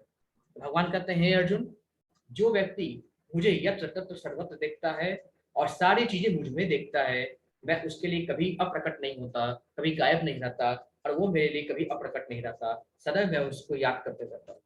ठीक है। फिर भगवान बोलते हैं, सर्वभूत स्थितं यो मां भजते वमासितः सर्वथा वर्तमानोऽपि स योगी मयि वर्तते। फिर भगवान श्लोक नंबर 31 में बोलते हैं, जो योगी मुझे तथा परमात्मा को अभिन्न जानते हुए परमात्मा की भक्ति पूर्वक सेवा करता है, वह हर प्रकार से मुझ में स्थित रहता है। भगवान कहते हैं, हे अर्जुन, जो व्यक्ति मुझे तथा अब उसके अंदर जो परमात्मा स्वरूप में नहीं विराजमान हूँ, उसे अभिन्न जानते हुए परमात्मा की भक्ति पूर्वक सेवा करता है, यानी मेरी सेवा करता है, हर प्रकार से व्यक्ति मुझमें स्थित रहता है। फिर आगे भगवान बोलते हैं, आत्मोप्येन सर्वत्र समं पश्यति स्यु अर्जुनः सुखम वा यदि वा दुखम स योगी परमो मतः। भगवान बोलते हैं, अर्जुन, वह पूर्ण योगी है जो अपनी तुलना से समस्त प्राणियों की उनके सुखों तथा दुखों में वास्तविक समानता का दर्शन करता है। भगवान कहते हैं, अर्जुन, वो व्यक्ति पूर्ण योगी है जो अपनी तुलना में सभी प्राणियों में समान रूप से समभाव देखता है, सुख और दुख में वास्तविक समानता समझता है, सुख दुख उसके लिए समान है, और जो व्यक्ति समस्त प्राणियों में मेरा दर्शन करता है, वह व्यक्ति पूर्ण योगी कहलाता है। अब यहाँ पे अर्जुन प्रश्न पूछते हैं, जो कि सभी का प्रश्न है। ठीक है, क्या पूछते हैं अर्जुन? अर्जुन उवाचः, यो वयं योगस्तु वय प्रोक्तः सामयेन मधुसूदन एतस्याहं न पश्यामि चंचलत्वा स्थिराम्। अब अर्जुन यहाँ पे भगवान कृष्ण से प्रश्न पूछते हैं, हे प्रभु, हे मधुसूदन। अच्छा, यहाँ पे एक चीज बताइए, भगवान कृष्ण यानी उनको अर्जुन ने मधुसूदन करके संबोधित किया है, तो मधुसूदन का क्या कोई अर्थ जानता है? क्या है? कोई भी जानता हो तो बता सकते हैं। या कोई व्यक्ति है जो यहाँ पे मधुसूदन का अर्थ जानते हैं? मधुसूदन क्यों अर्जुन ने बोला भगवान कृष्ण को? कोई मधुसूदन का मतलब जानते हैं? भगवान कृष्ण का एक बहुत अच्छा नाम, क्यों उनको मधुसूदन बोला जाता है? आप चाहें तो एक बार चैट बॉक्स में लिख सकते हैं, भगवान का नाम मधुसूदन क्यों? कोई व्यक्ति जानता हो तो बता सकते हैं, चैट बॉक्स में लिख सकते हैं। कोई जानता है भगवान का नाम मधुसूदन क्यों?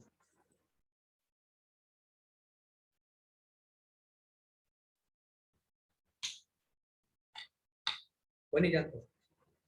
चलिए मैं बता देता हूँ। क्योंकि भगवान कृष्ण ने, जी स्निग्धा माता जी बिल्कुल सही, क्योंकि भगवान कृष्ण ने एक समय मधु नाम के एक असुर का वध किया था, इसलिए उनका नाम पड़ा मधुसूदन, मधु नाम के असुर को मारने वाले। इसलिए अर्जुन ने कहा, हे मधुसूदन, आपने जिस योग पद्धति का संक्षेप में वर्णन किया है वह मेरे लिए अव्यवहारिक तथा असहनीय है, क्योंकि मन चंचल तथा अस्थिर है। हम सबका प्रश्न है जो अर्जुन भगवान कृष्ण से पूछ रहे हैं, हे प्रभु, हे जनार्दन, हे मधुसूदन, आपने जिस योग पद्धति का वर्णन किया है कि अपने शरीर को सीधे रख के आंख को नाक में लगा के पता नहीं क्या क्या आपने बताया है, सीधे रख के मुझ में ध्यान करो, अष्टांग योग का पालन करो, इससे तुम मेरे धाम चले जाओगे। जब मन ही बस में नहीं रहेगा तो कहाँ से आपका ध्यान हो पाएगा? तो हे मधुसूदन, हे असुरों को मारने वाले, हे मधु नाम के असुर को मारने वाले। यहाँ पे देखिए मधुसूदन कहने का अर्थ भी अलग है। हे मधु नाम के असुर को मारने वाले, मेरा मन तो कंट्रोल में है नहीं, किस प्रकार से अपने मन को मारूंगा, किस प्रकार से मन वापस श्री चरणों में लगाऊं? मन तो कंट्रोल में है नहीं, किस तरीके से आपके बताए गए योग पद्धति का मैं पालन करूं? ये तो अव्यवहारिक है, अननेचुरल है, ये हो ही नहीं सकता, असहनीय है, इसको मैं सह नहीं सकता। मतलब अर्जुन द्वापर युग में कह रहा है कि वो सह नहीं सकता, तो कलयुग में हम कैसे सह सकते हैं? कलयुग में हमारे लिए व्यवहारिक कैसे हो सकता है? बताइए। अभी कोई कह रहा था कि ये चीज हम कर सकते हैं, लेकिन ऐसा नहीं है। अर्जुन तक को ये अव्यवहारिक और असहनीय लग रहा था, क्योंकि अर्जुन कहता है कि मेरा मन चंचल है प्रभु, पर अस्थिर है। अर्जुन कहता है मेरा मन 10 जगह भागता है, चंचल है, स्थिर नहीं रहता। कैसे मैं आपके द्वारा बताई योग पद्धति का पालन करूंगा। ठीक है, फिर आगे अर्जुन कहते हैं चंचलम ही मनः कृष्णा प्रमाथि बलवद्रिहं तस्याहं निग्रहं मन्ये वायुरिव सुदुष्करम्। फिर आगे भगवान कहते हैं हे कृष्ण, यहाँ पे अर्जुन कहते हैं भगवान कृष्ण को, हे कृष्ण, चूंकि मन चंचल है, उच्च श्रृंखल है, हठीला है तथा अत्यंत बलवान है, अतः मुझे इसे वश में करना वायु को वश में करने से भी अधिक कठिन लगता है। हे कृष्ण, आप तो कहते हैं मन को कंट्रोल में करो, कैसे करें कंट्रोल में? ये मन इतना चंचल है, इतना हठीला है, इतना बलवान है कि इसको कंट्रोल में करना बहती हुई वायु को कंट्रोल में करने के समान लगता है मुझे। बहती हुई वायु मतलब जो साइक्लोन आता है ना, उसको कंट्रोल करने के समान लगता है। उसको जैसे कंट्रोल नहीं किया जा सकता, वैसे मन को भी कंट्रोल नहीं किया जा सकता, ऐसा अर्जुन भगवान कृष्ण को बोलते हैं। अब देखिए भगवान उसका उत्तर क्या देते हैं, हम सबको सुनना चाहिए, मन वश में कैसे आएगा। भगवान बोलते हैं श्री भगवानुवाचः संशयं महाबाहो मनोतु निग्रहं चलम् अभ्यासेन तु कौन्तेय वैराग्येण च गृह्यते। अभ्यासे अभ्यासेन तु कौन्तेय वैराग्येन अभ्यासेन वैराग्येन, ये दो शब्द पे ध्यान दीजिएगा। श्री भगवान कहते हैं हे महाबाहो, कुंती पुत्र, निसंदेह चंचल मन को वश में करना अत्यंत कठिन है, किंतु उपयुक्त अभ्यास द्वारा तथा विरक्ति द्वारा ऐसा संभव है। भगवान ने कहा हे अर्जुन, मैं मानता हूं मन चंचल है, उसे वश में करना अत्यंत कठिन है, परंतु उपयुक्त अभ्यास द्वारा, यानी जो मैंने ऊपर एक अभ्यास बताया है मन को कंट्रोल में करने वाला, तथा विरक्ति, इन दोनों के द्वारा मन कंट्रोल में आ सकता है। इसको थोड़ा मैं एक्सप्लेन करता हूँ। भगवान कहते हैं जो ऊपर मैंने अभ्यास बताया है, मतलब कि मन को सभी ओर से खींच के कार्य करता है। इसका एक उदाहरण मैं देना चाहता हूँ कि जैसे मान लीजिए कोई घुड़सवार है, ठीक है, नया नया घोड़ा चलाना सीखता है, घोड़े पे सवारी करना सीखता है, तो वो घोड़े के ऊपर जाके बैठ जाता है। क्योंकि घोड़ा तो उसको पहचानता नहीं है कि ये कोई जान पहचान का तो रहता नहीं है। घोड़ा क्या है कि घुड़सवार को पहचानते हैं, तो जिसको पहचानते हैं तो अपने ऊपर उसको चढ़ देते हैं, जैसा कहता है वहां पे चले जाते हैं घोड़े को। लेकिन अगर कोई अनजान व्यक्ति रहता है तो घोड़े उसके साथ नहीं जाते। उसको अगर कोई पीठ पे बैठने की कोशिश करता है तो घोड़े उसको उठा के पटक देते हैं। तो कोई नया नया घुड़सवार रहता है, इसी प्रकार घोड़े पे बैठने की कोशिश करता है, वो घोड़ा बार बार उसको गिरा देता है। लेकिन अगर घुड़सवार दृढ़ संकल्पी हो तो बार बार वो चढ़ेगा, बार बार उसको गिराएगा, बार बार चढ़ेगा, बार बार उसको गिराएगा। लेकिन एक समय ऐसा आएगा जब वो घुड़सवार उस पर चढ़ेगा और घोड़े पर खींच के लगाम लगाएगा और घोड़ा उसकी आज्ञा का पालन करने लगेगा, और जहां कहेगा घुड़सवार वहां पे जाने के लिए वो मजबूर हो जाएगा। उसी प्रकार से हमारा मन है। भगवान कहते हैं हे अर्जुन, जो हमारा मन है ना, इसी प्रकार से आप कह सकते हैं हठीला घोड़ा है।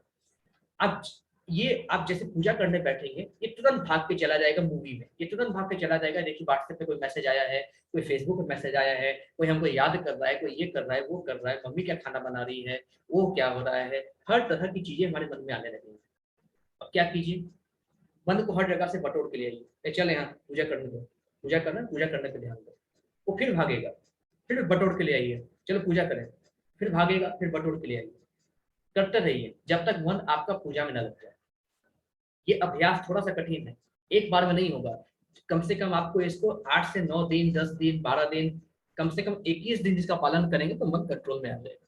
भगवान कहते हैं कि मन भागेगा, उसे पकड़ के लाओ, फिर वो भागेगा, फिर उसको पकड़ के लाओ, फिर वो भागेगा, फिर पकड़ के लाओ।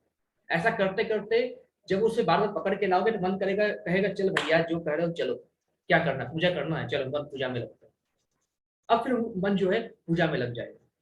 फिर आगे भगवान कहते हैं मन तो पूजा में लग गया, लेकिन वो फिर भी अलग अलग तरह की चीजों को सोचेगा। काश मैं कर पाता, काश मैं टीवी देख पाता, काश मैं मोबाइल चला पाता, ये मोबाइल चला पाती, क्या मैं, काश मैं वो कर पाता, ये कर पाती। मन इसको सोचते रहेगा। अब अगर मन सोचेगा तो आज न कल फिर से वो भागेगा। तो इसको रोकने के लिए विरक्ति की तलवार चलानी पड़ती है। मतलब अपने मन से कह दो भगवान की पूजा करो, भगवान की पूजा करो, भगवान की पूजा कर रहे हो, भगवान की पूजा करो, बाकी सब कुछ नश्वर है। अगर आप भगवान की पूजा कर रहे हैं तो भगवान की पूजा कीजिए, बाकी सब कुछ नश्वर है। आज नहीं तो कल, कल नहीं तो परसों, परसों नहीं तो नरसों, सब कुछ मिट जाना है। भगवान की पूजा है, तुम्हें भगवत धाम तक लेके जाएगी। जब ये मन को समझ में आ जाएगा सब कुछ खत्म होने वाला है, जब भगवान की पूजा ही हमको भगवत धाम तक ले जाएगी, तो मन फिर नहीं भागेगा, मन में विरक्ति आ जाएगी और मन फिर जैसा हम आत्मा है, हम जैसा कहेंगे वैसा मन हमारा कार्य करेगा। और जब मन हमारे कंट्रोल में होगा, क्योंकि मन के कंट्रोल में इंद्रियां हैं, आंख नाक जीवा त्वचा और कान, ये सब कुछ मन के कंट्रोल में है, 5 सेंसेस मन के कंट्रोल में है। जब मन इनको संचालित करेगा, जब हम मन को पकड़े रहेंगे, तो मन इंद्रिय जितने भी इंद्रिय हैं, सेंसेस, उनको गलत रास्ते पे नहीं जाने देगा, फिर मन इसी सेंसेस के थ्रू भगवान तक ले जाएगा। ठीक है, तो भगवान कहते हैं कि हम अपने मन को कैसे कंट्रोल करें। मन हमारा भागेगा, पकड़ के लाइए, फिर भागेगा, फिर पकड़ के लाइए, फिर भागेगा, फिर पकड़ के लाइए, फिर भागेगा, फिर पकड़ के लाइए। जब जब तक लाते रहिए, जब तक मन एकाग्रचित होकर एक चीज में न लग जाए। ये सिर्फ और सिर्फ पूजा पाठ पे लागू नहीं होता है, ये आपके पढ़ाई लिखाई, नौकरी चाकरी, हर चीज पे लागू होता है। जहां भी मन भागे, मन को कही कि यही सब कुछ है, यही मालिक है, बाकी सब कुछ नश्वर है। मन को समझा दो कि ये नहीं करेंगे तो नाश हो जाएगा हमारा। तो मन को जब विरक्ति आ जाएगी, तब मन एक काम में करने को लग जाए, फिर वो कभी भागेगा नहीं। मन को कंट्रोल करने का ये तरीका है, और निश्चित रूप से जो व्यक्ति 21 दिन इसका पालन कर लेता है, 21 दिन इसका पालन कर लेता है, निश्चित रूप से मन उसका कंट्रोल में आ जाता है। लेकिन मन को इस तरीके से कंट्रोल करना पड़ेगा। ठीक है, जो कि भगवान यहाँ पे उपाय बताते हैं। फिर आगे भगवान बोलते हैं, संयतात्माना योगो दुष्प्राप इति मे मतिः वश्यात्मा मना तु यतता शक्यो अवाप्तु मुपायतः। भगवान श्री कृष्ण कहते हैं, हे अर्जुन, जिसका मन उच्च श्रृंखल है, उसके लिए आत्म साक्षात्कार कठिन कार्य होता है। उच्च श्रृंखल मतलब हमेशा कूदता फांदता रहता है, हमेशा जाते रहता है इधर उधर। भगवान कहते हैं जिसका मन चंचल है, वह व्यक्ति कभी आत्म साक्षात्कार प्राप्त नहीं कर सकता। जिसका मन संयमित है, जिसका मन उसके कंट्रोल में है, वह व्यक्ति सफलता से आत्म साक्षात्कार को प्राप्त करता है, ऐसा मेरा मत है। फिर आगे अर्जुन पूछते हैं, अर्जुन उवाच अयति श्रद्धयोपेतो योगाच्च लिटमानसः अप्राप्य योग संसिद्धिं काम गतिं कृष्ण गच्छति। अब यहाँ पे अर्जुन पूछते हैं, हे भगवान कृष्ण, उस असफल योगी की गति क्या होती है जो प्रारंभ में श्रद्धा पूर्वक आत्म साक्षात्कार की विधि ग्रहण करता है, किंतु बाद में भौतिकता के कारण उससे विचलित हो जाता है और योग सिद्धि को प्राप्त नहीं होता। भगवान कहते हैं, भगवान से अर्जुन क्या प्रश्न पूछते हैं, हे कृष्ण, हे मधुसूदन, ये बताइए कि उस असफल योगी की स्थिति क्या हो सकती है। वह व्यक्ति जो स्टार्टिंग में तो आपकी भक्ति करता हो, फिर बीच में संसारिक चीजों में रम गया हो, क्या उसकी स्थिति होगी? क्या वह स्वर्ग जाएगा, नरक जाएगा, आपके धाम जाएगा, क्या स्थिति होगी? जरा मेरे को थोड़ा डिटेल में बताइए। क्या वो उसकी भक्ति खत्म हो जाएगी? क्या वो योग सिद्धि को प्राप्त होगा कि नहीं होगा? इसके बारे में बताइए। फिर आगे भगवान बोलते हैं, फिर आगे भगवान से पूछते हैं अर्जुन, कच्चिन्नो भय विभ्रस्त सक्षिन्ना भ्रमिव नश्यति अप्रतिष्ठो महाबाहो विभुरो ब्रह्मण पथि पथि। भगवान बोलते हैं, हे अर्जुन, हे महाभाव कृष्ण, यहाँ पे अर्जुन भगवान को बोलते हैं, हे महाभाव कृष्ण, क्या ब्रह्म प्राप्ति के मार्ग में से भ्रष्ट ऐसा व्यक्ति आध्यात्मिक तथा भौतिक दोनों ही सफलताओं से च्युत नहीं होता और क्षण भिन्न बादल की भांति विनष्ट नहीं हो जाता, जिसके फल स्वरूप उसके लिए किसी लोक में कोई स्थान नहीं रहता? तो अर्जुन पूछते, क्या ऐसा व्यक्ति जो बीच में भक्ति छोड़ देता है, क्या ऐसा व्यक्ति को नरक मिलता है, या ऐसा व्यक्ति जो है किसी लोक में कोई स्थान प्राप्त करता है, कि क्या उसकी स्थिति होती है, ये मैं जानना चाहता हूँ। फिर आगे अर्जुन पूछते हैं, एतन्मे संशयं कृष्ण छेत्तुमर्हस्य शेषतः त्वदन्यः संशयस्यास्य छेत्ता न हयुपपद्यते। फिर यहाँ पे अर्जुन पूछते हैं भगवान कृष्ण से, हे कृष्ण, यही मेरा संदेह है, मैं आपसे इसे पूर्णतया दूर करने की प्रार्थना करता हूँ। आपके अतिरिक्त कोई है ही नहीं जो इस संदेह को नष्ट कर सके। हे कृष्ण, दया करो, दूर करो इस चीज को। फिर श्री भगवान उवाच, भगवान बोलते हैं, श्री भगवान उवाच पार्थ नैवेह नामुत्र विनाशस्तस्य विद्यते न हि कल्याण कृतश्चिद् दुर्गतिं तात गच्छति। अब भगवान कृष्ण कहते हैं, हे अर्जुन, हे वृथा पुत्र, कल्याण कार्यों में निरत योगी का न तो इस लोक में न परलोक में ही विनाश होता है। हे मित्र, भलाई करने वाला कभी बुरे से पराजित नहीं होता। भगवान कहते हैं, हे अर्जुन, जो मेरी भक्ति में लगा रहता है, जो किसी का कल्याण करता है, जो योगी मुझे अपने मन में रखता है, उस व्यक्ति का कभी नाश नहीं होता, चाहे उसने बीच में भक्ति छोड़ी हो ना छोड़ी हो, वो कभी भी बुरे लोक में नहीं जाता, कभी वो नर्क लोक में नहीं जाता। फिर आगे भगवान बोलते हैं, प्राप्य पुण्य कृताम लोकानु शित्वा शाश्वती ही समाः शुचिनाम श्रीमताम युगे योग भ्रष्टो अभिजायते। तो भगवान बोलते हैं श्लोक नंबर 41 में, असफल योगी पवित्र आत्माओं के रूपों में अनेक अनेक वर्षों तक भोग करने के बाद या तो सदाचारी पुरुषों के परिवार में या धनवानों के कुल में जन्म होता है। भगवान कहते हैं, हे अर्जुन, असफल योगी या कोई भक्ति मेरे बीच में छोड़ देता है, या वो योगी जो दिन रात मेरी तपस्या करता है लेकिन मुझे प्राप्त नहीं करता, ऐसा व्यक्ति अनेक अनेक वर्षों तक वो पवित्र आत्माओं के लोक निवास करता है और फिर वो भगवत भक्त के यहाँ जन्म लेता है या धनवान पुरुषों के यहाँ जन्म लेता है, ऐसा भगवान कृष्ण यहाँ पे कहते हैं। फिर आगे प्रभु कहते हैं, अथवा योगी नामेव कुले भवति विधीमताम् एतद्धि दुर्लभतरं लोके जन्म यत्ति दृश्यम्। फिर भगवान कहते हैं, हे अर्जुन, अथवा यदि दीर्घ जो अति बुद्धिमान है, निश्चय ही इस संसार में ऐसा जन्म दुर्लभ है। भगवान कहते हैं, अर्जुन, जो ऐसा योगी है जो दीर्घ काल तक मेरी भक्ति करता है लेकिन उसे मेरी प्राप्ति नहीं होती, वह योगियों के कुल में जन्म लेता है जो कि अति बुद्धिमान होते हैं, निश्चय ही ऐसा जन्म संसार में अति ही दुर्लभ है। फिर आगे पौर्वदेहिकं यतते च ततो भूयः संसिद्धो गुरुनन्दनः। अब श्लोक नंबर 42। ठीक है, अभी आवाज प्रॉपर आ रही है? अभी प्रॉपर आवाज आ रही है ना सभी की? एक बार कंफर्म कर देंगे, वॉइस अभी प्रॉपर आ रही है? ठीक है। तो यहाँ पे भगवान क्या कहते हैं, हे कुरुनंदन, ऐसा जन्म पाकर वह अपने पूर्ण जन्म की दैवी चेतना को पुनः प्राप्त करता है। जब व्यक्ति योगियों के यहाँ जन्म लेता है, धनवान व्यक्ति के यहाँ जन्म लेता है, तो ऐसा व्यक्ति वह अपने पूर्ण जन्म की दैवी चेतना को पुनः प्राप्त करता है और पूर्ण सफलता प्राप्त करने के उद्देश्य से वह आगे की ओर उन्नति करता है, आगे की ओर जाता है। ठीक है, फिर आगे भगवान क्या बोलते हैं? आगे भगवान बोलते हैं, पूर्वाभ्यासेन तेनैव हिल्यते हैव सोऽपि अपिशः जिज्ञासुरपि योगस्य शब्द ब्रह्माति वर्तते। भगवान बोलते हैं, अपने पूर्व जन्म की दैवी चेतना से वह न चाहते हुए भी स्वतः योग के नियमों की ओर आकर्षित होता है। ऐसा जिज्ञासु योगी शास्त्रों के अनुष्ठानों से परे स्थित होता है। भगवान कहते हैं, जो व्यक्ति हम देखते हैं कि बचपन से भक्ति करना स्टार्ट कर देते हैं, तो वो व्यक्ति पिछले जन्म में ऐसा योगी होता है जिसकी भक्ति अधूरी रह गई होती है। वह साधु पुरुष के यहाँ, योगियों के यहाँ जन्म लेता है और अपनी भक्ति स्वतः ही स्टार्ट कर लेता है। उसे किसी के द्वारा स्टार्ट करने की आवश्यकता नहीं है। वह व्यक्ति न चाहते हुए भी भगवान की ओर आकर्षित होता है और उनकी भक्ति करने लगता है। फिर आगे भगवान कहते हैं,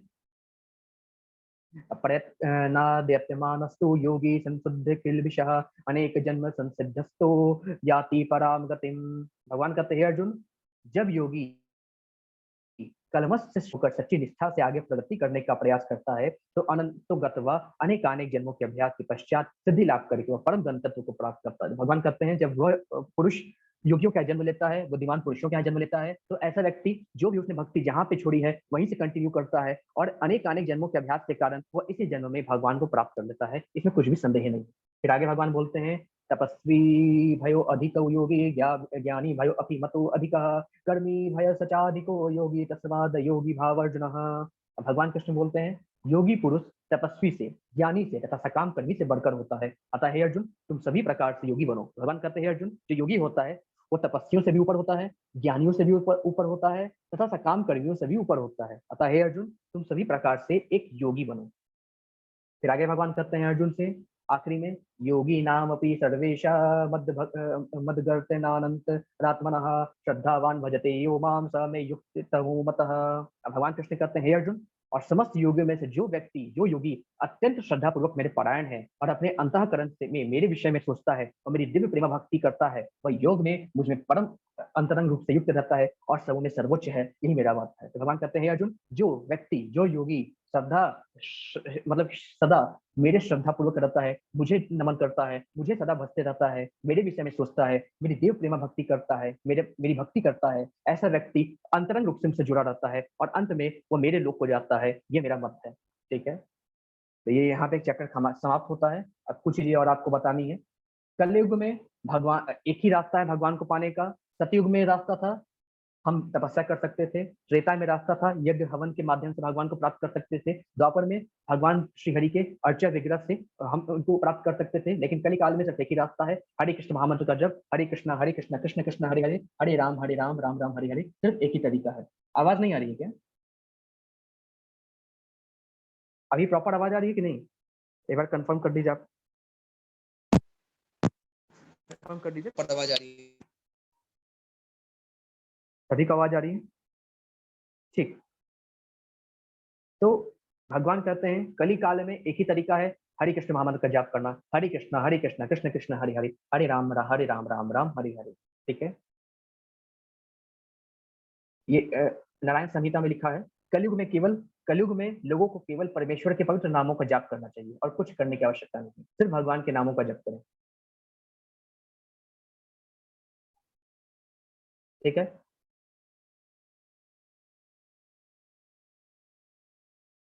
फिर आगे श्री चैतन्य चरितामृत में लिखा है, हरे कृष्ण कृष्ण कृष्ण हरे हरे, हरे राम राम राम हरे, इसका जप करना है। ठीक है, जिस प्रकार से देखते हैं इस प्रकार से हम कीर्तन कर सकते हैं सभी के साथ, ढोलक मंजीरा लेके। ठीक है, ढोलक मंजीरा लेके हरे कृष्ण कृष्ण कृष्ण हरे हरे, हरे राम राम राम हरे हरे। ठीक है, शास्त्रों में भी यही लिखा है, जब के लिए प्रभु का पवित्र नाम ही एक सहारा है। श्रीमद् भागवतम के चैप्टर नंबर 12 में लिखा है, मेरे प्यारे राजा, हालांकि कलयुग दोषों से भरा है, मतलब कि यहाँ पे श्री सुगी महाराज जब वो महाराज परीक्षित को कथा सुना रहे हैं, तो 12वें स्कंद के तीसरे चैप्टर के 91वें श्लोक में लिखा है, 51 श्लोक में लिखा है, हे प्यारे राजा, हालांकि कलयुग दोषों से भरा हुआ है, फिर भी इस युग के बारे में एक अच्छी गुणवत्ता है, यह है कि हरि मंत्र का जाप करने से व्यक्ति भौतिक बंधन से मुक्त हो जाता है और अध्यात्म में पदोन्नत हो जाता है। इसलिए हमें हमेशा जाप करना चाहिए, हरे कृष्ण कृष्ण कृष्ण हरे हरे, हरे राम राम राम हरे हरे। ठीक है, रघुपाल जी भी कहते हैं, यज्ञा नाम जप योग अस्मि, यज्ञो अस्मि, समस्त यज्ञों में पवित्र नाम का कीर्तन ही जप एक शुद्ध यज्ञ है। ठीक है, अब देखिए महामंत्र का जाप करने के लिए कुछ चीजें हमें फॉलो करनी पड़ती है। ठीक है, हरे कृष्ण महामंत्र का, जैसे आपको कल या परसों मैंने आपको एक वीडियो दिया था जहाँ पे आपको दिखाया भी था किस तरीके से माला जप करें। तो माला जप करने से पहले हम हमेशा बोलते हैं पंचतत्व मंत्र, जय श्री कृष्ण चैतन्य प्रभु नित्यानंदा श्री अद्वैत गदाधर श्री वसारी गौरव भक्तवृंद। ठीक है, जो कि पंचतत्व मंत्र है, जय श्री कृष्ण चैतन्य प्रभु नित्यानंदा श्री अद्वैत गदाधर श्री वसारी गौरव भक्तवृंद। ठीक है, और उसके बाद जो महामंत्र, इसका थोड़ा ज्यादा जोर से ना करें, ज्यादा कम ना करें, ऐसा करें कि आप एक एक चीज आपको सुनाई दे, जैसे हरे कृष्णा कृष्ण कृष्ण हरे हरे, हरे राम राम राम हरे हरे, एक एक चीज आपके कान में जानी चाहिए, तभी वो मंत्र का जाप शुद्ध है। ऐसे ना करें हरे कृष्ण कृष्ण कृष्ण हरे हरे राम राम राम हरे हरे, हरे कृष्ण कृष्ण कृष्ण हरे राम राम हरे हरे, हरे कृष्ण कृष्ण हरे हरे राम राम हरे हरे। कुछ मालूम नहीं चल रहा है क्या जप कर रहा है। जप कैसा होना चाहिए, हरे कृष्ण कृष्ण कृष्ण हरे हरे, हरे राम राम हरे हरे, एक एक चीज को अपने कानों से सुनना है, तभी वो जब एक सही जप है। ठीक है, फिर आगे प्रत्येक नाम का अलग अलग उच्चारण करें, जैसा मैंने बताया आपको।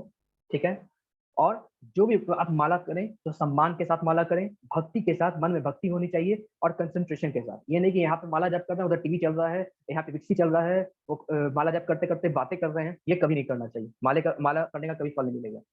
ठीक है, तो फिर आखिर में प्रभुपाद जी कहते हैं, भक्ति योग समस्त योगों की परिणति है। अन्य लोग तो भक्ति योग में स्थित स्थिति तक पहुंचने के साधन मात्र है, योग का वास्तविक अर्थ भक्ति योग है। अन्य सारे योग भक्ति योग रूपी गंतव्य की दिशा में अग्रसर होते हैं। कर्म योग से लेकर भक्ति योग तक का लंबा रास्ता आत्म साक्षात्कार तक जाता है। निष्काम कर्म योग इस रास्ते का आरंभ है, निष्काम कर्म योग इस रास्ते का आरंभ है। कोई बिरला भाग्यशाली ही वैदिक विधान के अनुसार भक्ति योग के पथ को स्वीकार करके कृष्ण भावनामृत हो पाता है। आदर्श योगी श्याम सुंदर कृष्ण पर अपना ध्यान केंद्रित करता है, उनके अंगों को प्रदीप्त करने वाली उनकी ज्योति ब्रह्म ज्योति कहलाती है। वे राम, नरसिंह, वराह तथा श्री भगवान कृष्ण जैसे विभिन्न रूपों में अवतरित होते हैं। वे समान व्यक्ति की भांति माता यशोदा के पुत्र में जन्म ग्रहण करते हैं और कृष्ण, गोविंद तथा वासुदेव के नाम से जाने जाते हैं। वे पूर्ण बालक, पूर्ण पति, पूर्ण सखा और पूर्ण स्वामी हैं और वे समस्त ऐश्वर्य तथा दिव्य गुणों से ओतप्रोत हैं। जो भगवान के इन गुणों से पूर्णतया अभिज्ञ रहता है वह सर्वोच्च योगी कहलाता है। योगी की यह सर्वोच्च दशा केवल भक्ति योग से ही प्राप्त की जाती है, जिसकी पुष्टि वैदिक साहित्य से होती है। ठीक है, फिर आगे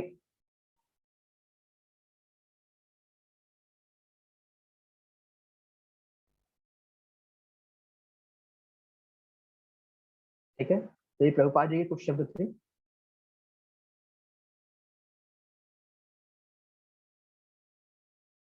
ठीक ठीक है, प्रभुपाद जी के कुछ शब्द थे, तो चैप्टर यहीं पे समाप्त होता है। ठीक, हरे कृष्णा सभी को। अब किसी को कोई प्रश्न है, कोई क्वेश्चन है, तो एक एक करके अपना हैंड रेस कर सकते हैं या चैट बॉक्स में अपने प्रश्न को पूछ सकते हैं। ठीक है, हरे कृष्ण। एक एक करके आप लोग हैंड रेस कर लीजिए या चैट बॉक्स में अपने प्रश्न को पूछ लीजिए।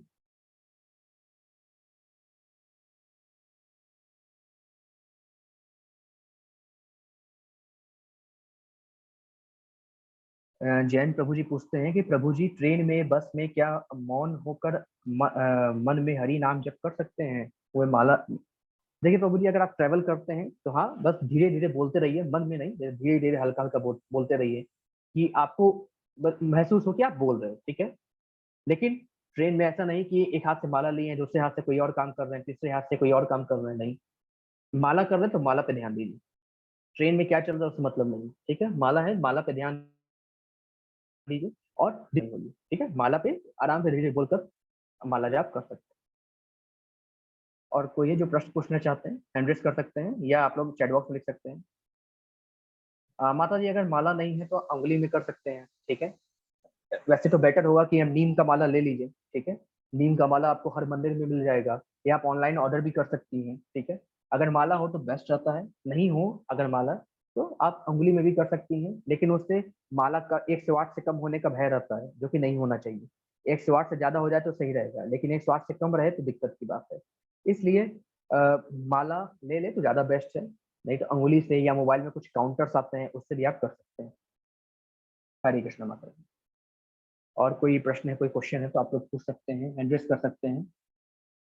है किसी कोई प्रश्न, कोई क्वेश्चन अभी?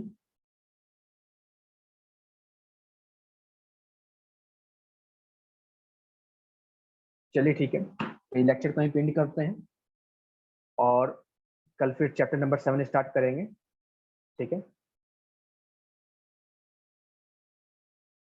नहीं प्रभु जी, अगर आप कहीं ट्रैवल नहीं कर रहे हैं तो जैसे मैंने आपको बताया, ना ज्यादा धीरे ना ज्यादा तेज, वो चीजें आपको एक एक शब्द सुनाई दे ऐसे ही माला जप करना है। मन में जप नहीं करना, बोल के जप करना है।